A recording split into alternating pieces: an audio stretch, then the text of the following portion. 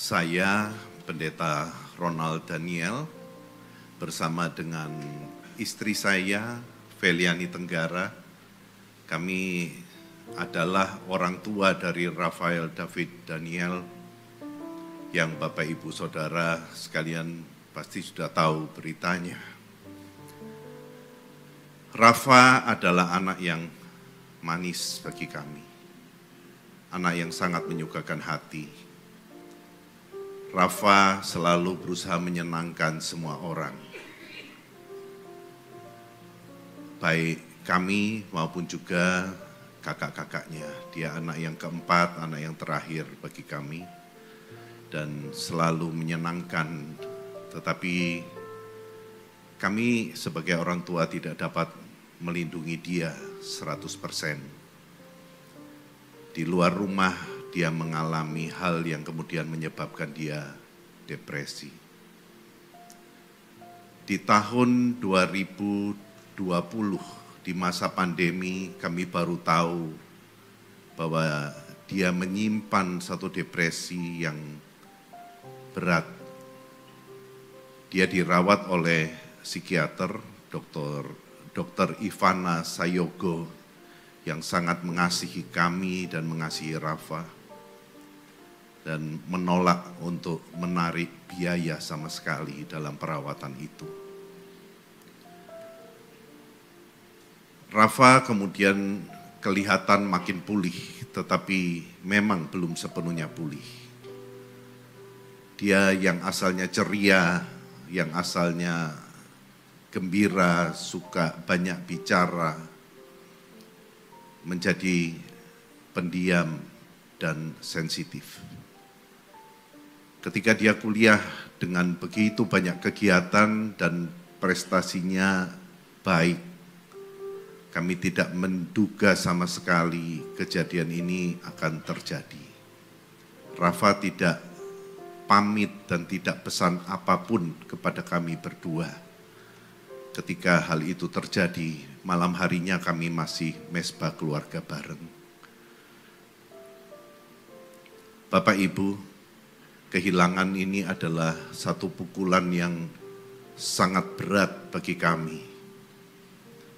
Tetapi membuat saya belajar untuk mengerti bagaimana hati seorang bapa kehilangan ketika Kristus harus mati demi dosa-dosa kita. Ini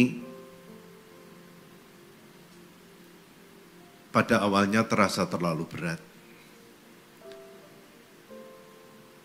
Tetapi saya sejak dengar berita itu dan saya meraung-raung dalam kesedihan dan bertanya-tanya, kenapa Rafa, kenapa kamu enggak pulang untuk kumpul dengan papi mami dan mengadukan apa masalah yang sedang kamu hadapi. Tetapi Tuhan menguatkan saya bahwa saya satu pesan yang jelas, kamu harus tetap hidup demi istri dan ketiga anak yang lain, Jordan, Evander, dan Gabriela. Dan itu membuat saya berusaha untuk menerima semua ini dengan tetap memuji Tuhan. Karena Tuhan itu baik. Tuhan adalah Allah yang amat sangat baik. Apapun yang saya alami tidak sebanding dengan kebaikannya yang begitu besar bagi kami semua. Dan itu tidak pernah merubah bahwa Dia adalah Allah yang maha baik.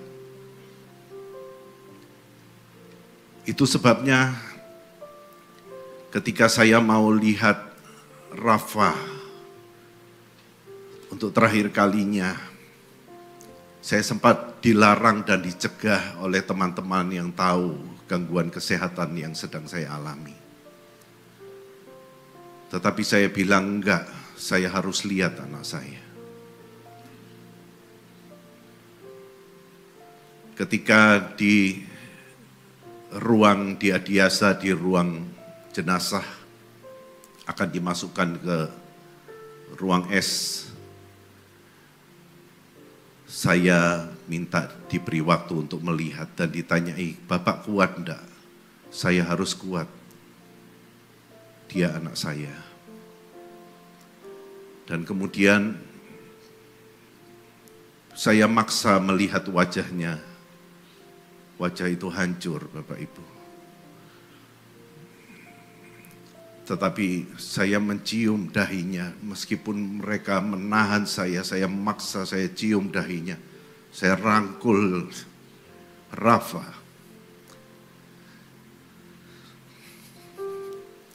Karena orang tua itu sayang kepada anaknya bukan karena gantengnya, pinternya, atau prestasinya. Tapi karena dia, anak kita.